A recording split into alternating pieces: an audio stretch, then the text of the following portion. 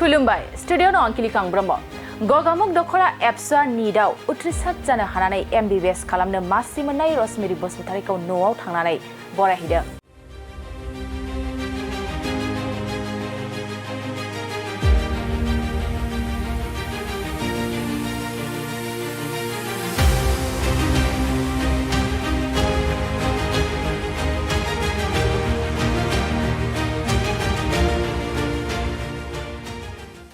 धेमाजि जिल्ला गगामुग हालामनि 2 नं बैजोंथिफोर गामिनि रश्मिरी बसुमतारीया 521 रेंक मोनना MBBS नि मासि मोननो हानानै तेजपुर मेडिकेल कलेजाव मुं थिसननो हादों। नंगौ गगामुग हालामनि 2 नं बैजोंथिफोर गामिनि बिफा हिमन्त बसुमतारी आरो बिमा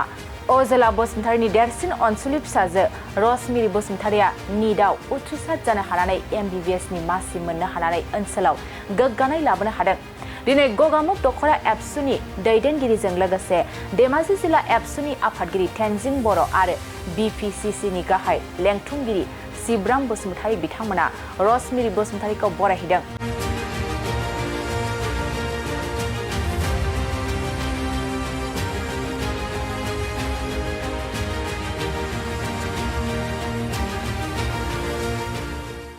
आरो बे हाबाफारियाव गगामुग दखरा एप्सुनि आफादगिरि नेहाथारि एप्सुनि सोद्रोमाफोर लोगोसे गगामुग दखरा आइजो अनसाय आफादनि आफादगिरि नेहाथारि आरो मावथि बिथांमोनाबो बाहागो लायो।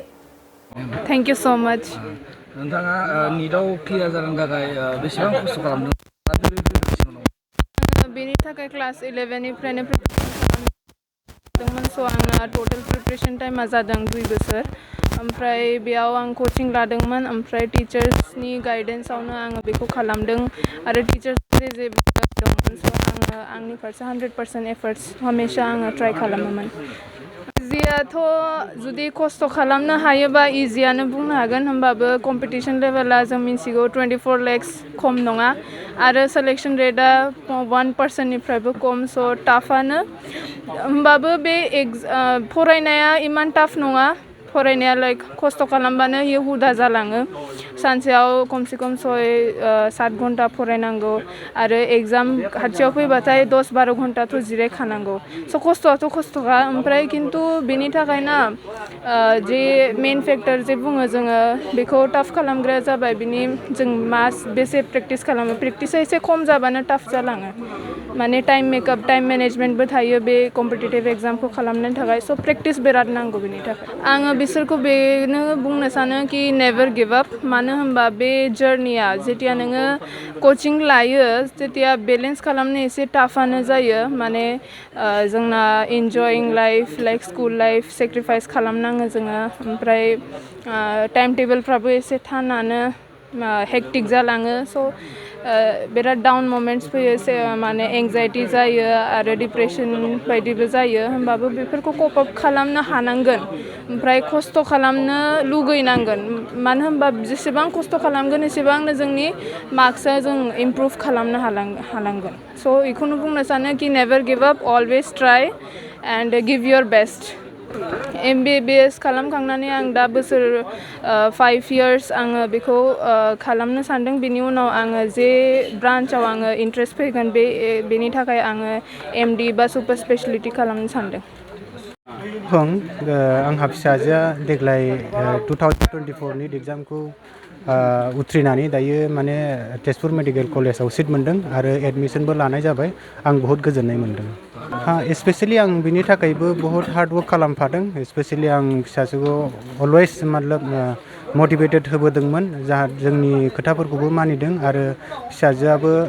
हदाय बियो मानियोमोन आरो हार्ड वर्क खालामदोंमोन आरो जों बेबायदिनो ससियेल मिडियानि गेजेरजोंबो नायनानै बा जों इउटुब बागेरा बायदियावबो नायनानै जों बेखौ एडभाइस खालामदोंमोन आरो मटिभेसन खालामदोंमोन बेखौ गासैबो बियो फल' खालामदोंमोन। स्पेशली दायो आङो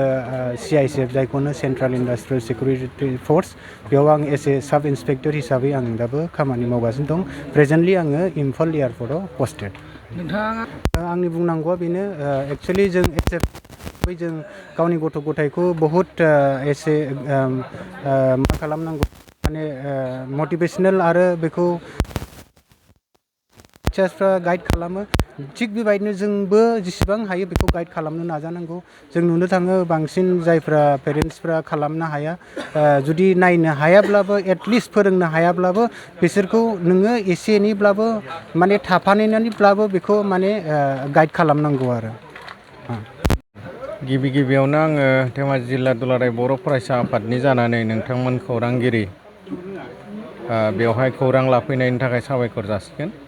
आरो दिनै बेखौनो बुंगोन जे दुलाराय बर' फरायसा आफादा सोलोंथाइनि सायाव जि सांग्रांथि मेल लादों एवारनेस खालामबोगासिनो दं खोब बेयो बर' फरायसाफोरनियाव बर' बिमा बिफाफोरनियाव बियो इफेक्ट जादों बेवहाय बयबो बिमा बिफाया नोजोर लाखिदों गावनि फिसाफोरखौ आरो बिमा बिफानि जि मटिभेसन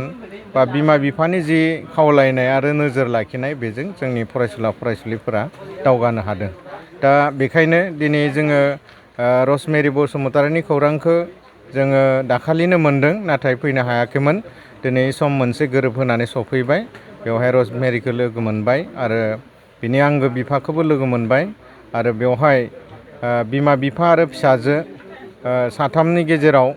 जि मोनसे गोसो गोरबोजों गोरोबलायनायनि गेजेरजों फिसाखौ जे सासे सुबुं सम्पद दानांगौ एबा फुंखा सुबुं बानायनांगौ बेवहाय बिसोरजों सावरायनानै जोङो मिथिनो मोनदों आरो थारैनो नंगौ आरो दिनै रसमेरि आरो रसमेरिनि बिफाजों लोगोसे थाफाजाबनानै नोंथांमोननि गेजेरजों जोंनि फरायसुला फरायसुलि आरो फरायसुला फरायसुलिनि बिमा बिफाखौ जोङो खावलायगोन थारैनो सासे सुबुं सम्पद दानांगौब्ला बा थारैनो सासे फुंखा सुबुं जुदि जों सोरजिनोब्ला खोब नाजानांगोन माखासे हुदा बानायनांगोन जाय हुदाफोरा थांनानै इयुनाव सोलायनानै मोनसे आखुथाय सोरजियो आरो बिनो इयुनखौ सोलायहोयो दा ओंखायनो इयुनखौ सोलायहोनो हानाय इयुनखौ मोजां फारसे लांनो हानाय जोंनि बिमा बिफाफोरा मोनसे बिफाव लानांगोन फिसाफोरनि सायाव आरो अब्लानो जोङो रसमेरि बायदि जाफुंसारनो नाजानाय फरायसुला फरायसुलि मोननो हागोन आरो सोरजिनो हागोन बेखौ मिजिंथियो